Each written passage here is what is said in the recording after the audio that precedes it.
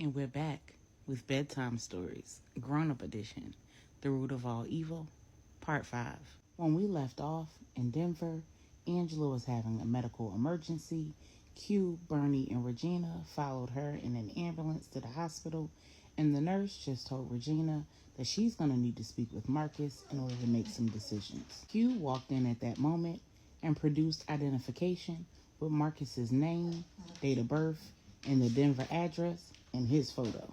The nurse explains the situation to Q, believing that he's Marcus, and tells him that he has a decision to make. Q tells her this hospital is going to save both Angela and her unborn baby. Under no circumstances will they be delivering this baby unless Angela's life is in jeopardy or she regains consciousness and says that that's her desire. The nurse explains all of the risks, and Q stands firm. When Regina asks him if he's sure, he looks at her and says, "I know what her wishes are. We discussed it." Shortly thereafter, the nurse takes them back to see Angela. She's stabilized, but she's still unconscious. Regina's so upset to see her best friend, who's like a sister to her, hooked up to all of these machines, laying there limp, with her belly protruding. This should be the happiest time of her life, and instead, she's fighting for her life. The nurse explains that right now, Angela's breathing on her own, and their focus is on stabilizing her blood pressure and making sure that they can get steroids into her system so that if they do have to deliver the baby early, the baby's lungs will be further developed. When she's finished explaining everything to them and steps out of the room, Q makes a phone call. He calls Jeffrey, Miss Cheryl's attorney, lets him know what's going on, and tells him that he needs to make arrangements for Angela to have a private room, absolute anonymity in the hospital, and on-site security. Jeffrey tells him he's going to get right on it. Regina calls Pastor Tanya and lets her know what's going on, and Pastor Tanya hightails it to the hospital. When she gets there, she prays with them, she prays over Angela, she reassures them all that Angela is safe in God's hands. She is concerned, though, that Marcus isn't there, that he has no idea what's going on with his wife, and she's concerned they'd all be in legal trouble because Q is pretending to be Marcus. Q explains that he believes Angela's going to be perfectly fine and there isn't going to be a need to inform Marcus of anything, and that from that moment on, he is Marcus. Pastor Tanya says she'll respect his wishes, and then she asks if anybody's heard from Steph. Regina says that she hasn't heard from Steph all day, but that LJ has asked her not to disclose anything about Angela's current condition until they have more information. Pastor Tanya says he's worried about Miss Cheryl. Pastor Tanya calls Steph to get an update on Miss Cheryl's condition and finds out that Miss Cheryl's taking a turn for the worse. It doesn't look like she's even going to make it through the night. Throughout the night, they all take turns staying by Angela's bedside. During Pastor Tanya's rotation, she's silently praying for Angela and for Miss Cheryl when Angela suddenly starts having a seizure.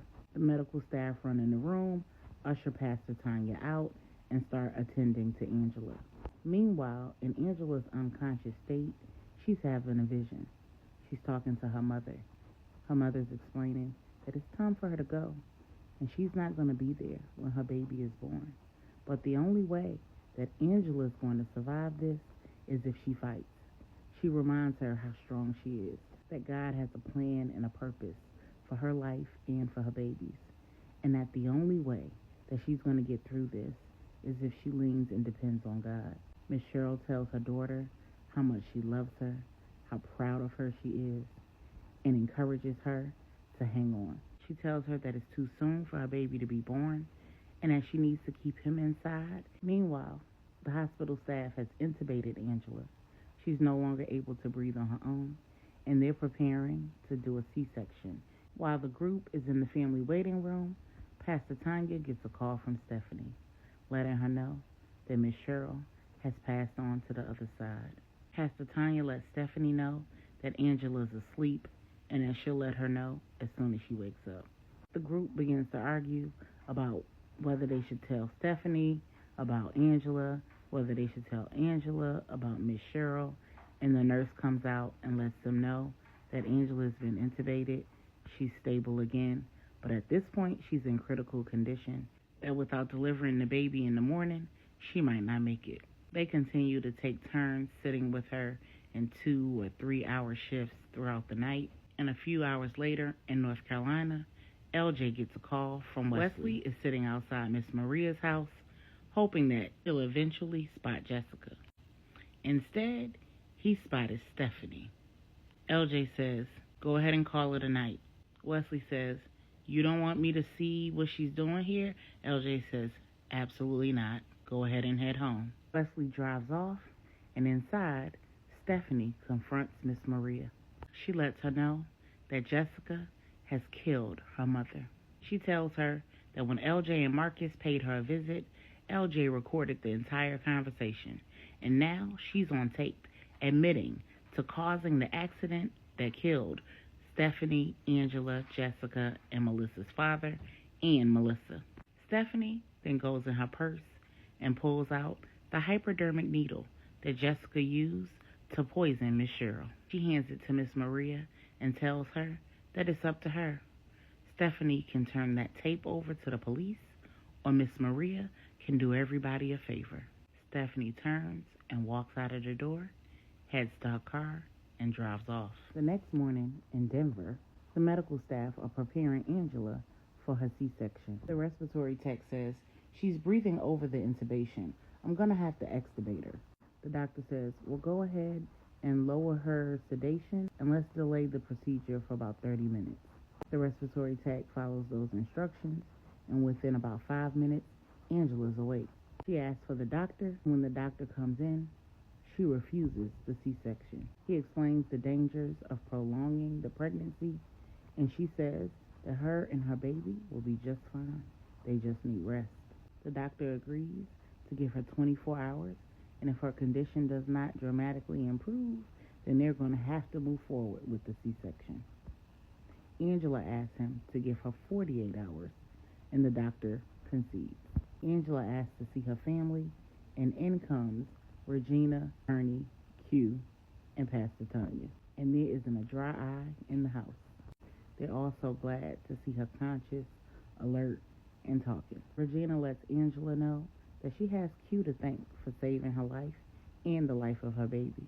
She also tells her that Q is pretending to be Marcus. Q says, "You have no idea how hard it is to pretend to be a corny dude." Everybody starts laughing, including Angela.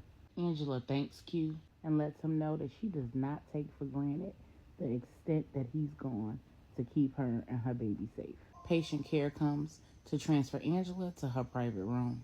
Angela tells Q the 48-hour plan, and he spends the entire 2 days by her side, making sure that she hydrates, that she eats well, that she rests, that she gets all of the medical attention that she needs. And at the end of the 2 days, the doctor agrees that they can actually shoot for induction at 36 weeks. But she'll have to stay in the hospital on bed rest until then. While Bernie and Regina stay with Angela at the hospital discussing plans for the upcoming launch, Q checks in with the movers who are unpacking Bernie, goes to the house to check on things and let Bentley out, and then he calls India, the housekeeper, lets her know what's going on, and tells her that she'll need to be on Bentley duty for the foreseeable future. Q packs up some things that he knows that Angela would love to have with her at the hospital. He packs up some of his personal care items, some books, some DVDs, some music, her favorite pajamas, some bonnets, the adult coloring books that she's become so fond of, her Bible study, her favorite pens, her notepads. He even grabs her journal. It takes everything in him not to crack it open and take a peek.